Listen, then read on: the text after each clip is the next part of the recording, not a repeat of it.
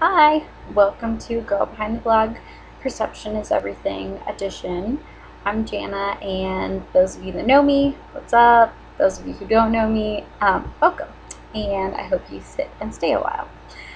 Basically, perception is everything means that life is how you perceive it, and I like to perceive everything in a good way. I'm pretty much an eternal optimist. I can find the good in anything. And I hope that even if you're not an optimist, I don't hate on people that aren't, I promise. I hope that maybe like when you come to my blog, you'll leave a little bit happier because this is my happy place, and I hope that other people can find it that way as well. I know, I'm cheesy. It's not my fault.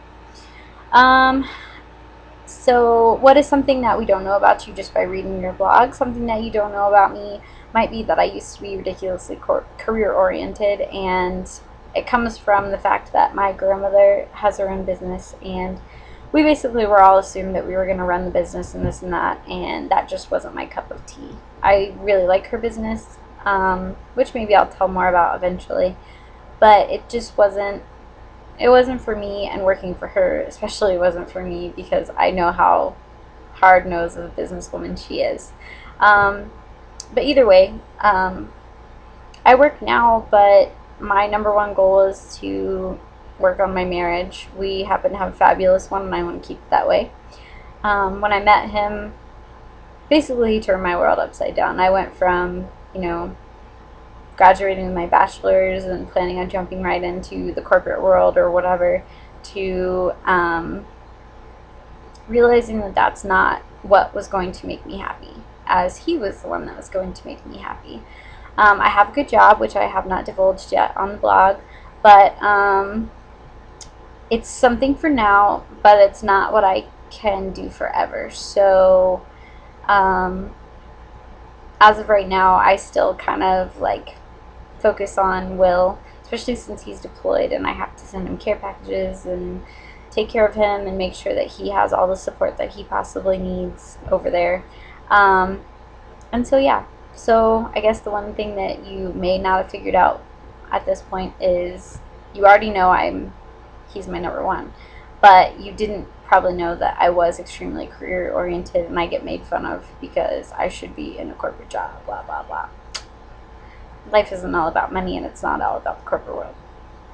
How would you describe your style?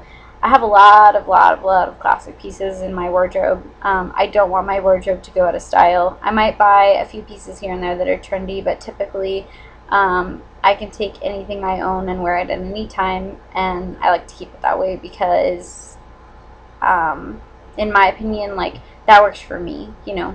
And I'll never wear the same thing twice, which is probably another thing that you may not know about me. I never, ever, ever wear the same thing twice. Somehow I change it up. Different jewelry, different shoes, piecing together different things, layering. Just like an artist with a canvas, you never paint the same thing twice. I never wear the same thing twice. It's just a weird thing that I have. Biggest pet peeve is when you say seen instead of saw. As in, I seen her over there. I don't like it. Just say saw, please. It'll make me happy. I also don't like disrespectful people and impatient people.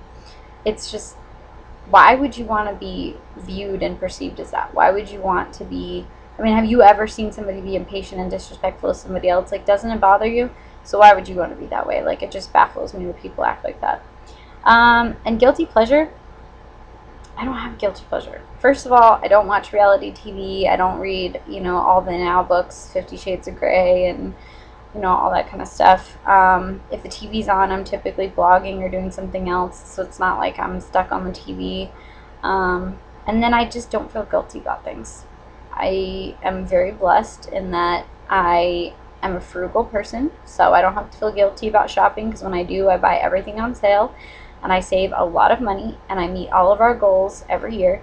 And luckily my husband doesn't make me feel guilty about things, and I just typically don't feel guilty about things. And also I find if you don't feel guilty about things, you're less likely to do things that make you feel guilty. It's because it's like eating. If you tell yourself not to eat something or that something's bad, you're going to want it. So instead of cutting yourself off, watch your portions, or find something else to take the place of it instead, and then you don't have to feel guilty. So I don't know if that makes sense. I hope it does. But either way, feel free to ask me about it later. Well, I don't want this to be too long because I think it was supposed to be 2 to 3 minutes anyways. Whoops. But, hi, thanks for joining, and I hope you all have a wonderful day. So, thank you.